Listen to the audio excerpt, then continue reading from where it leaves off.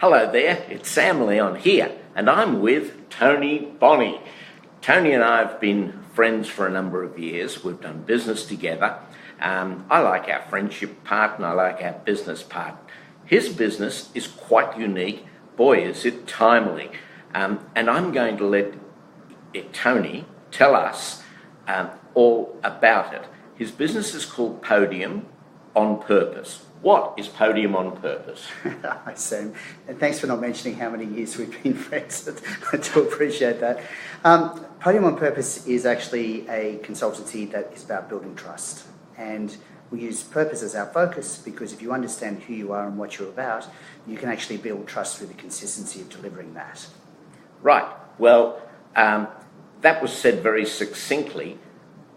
I understand, and tell me if I'm correct, that you speak to companies, starting with a leadership group and wanting it to filter through the entire organisation on purpose-driven values, so that everybody's headed in the same direction with the same purpose and beliefs and the values that the company, the leadership, wants that business and its staff and its customers to follow and believe in. Is that okay? No, that's exactly right, Sam. I think the most, there's been two very tangible examples of where trust, there's been a trust deficit that's led to a breakdown in relationships that have mattered both commercially but also from a social perspective.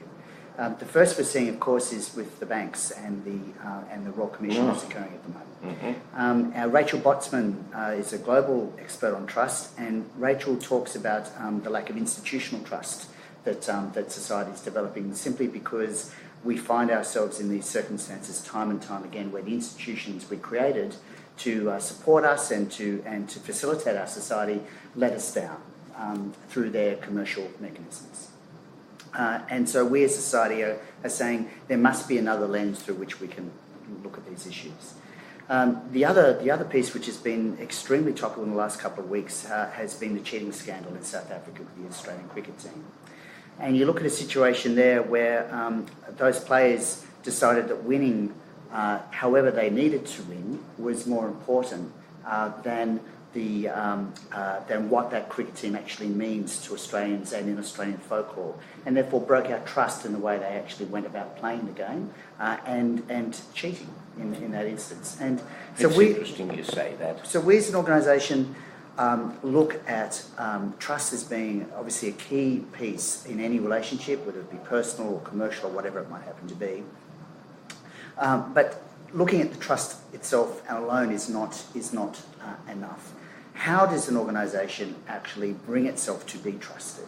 What are the levers that they have that they can use to build that trust? What are the ways that the people that can work for them and the people that buy from them and the people that buy their shares in them, what are the ways that they can consistently deliver who they are? And by the way that they can do that, and the tool that we believe is most useful for that, is purpose.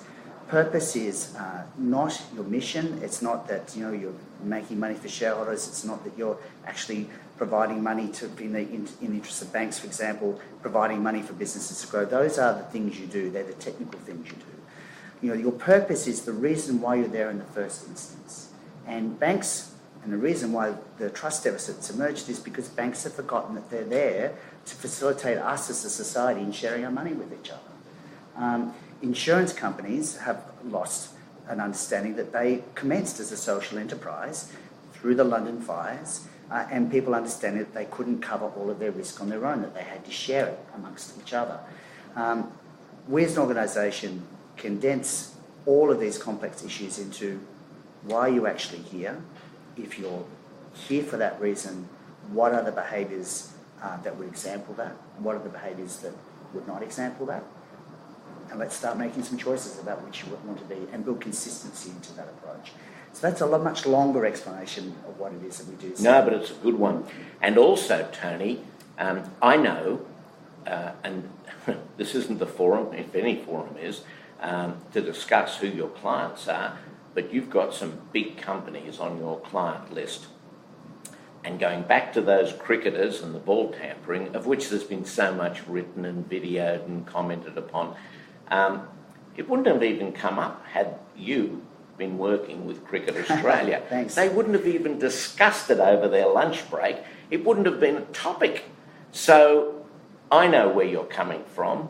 And Man-Sam viewers, I now hope that you know where Tony is coming from. Thanks, Tony, very, very much. Thanks, Sam. It's always a pleasure having a chat. Thanks, mate. Podium on purpose. Thank you for watching.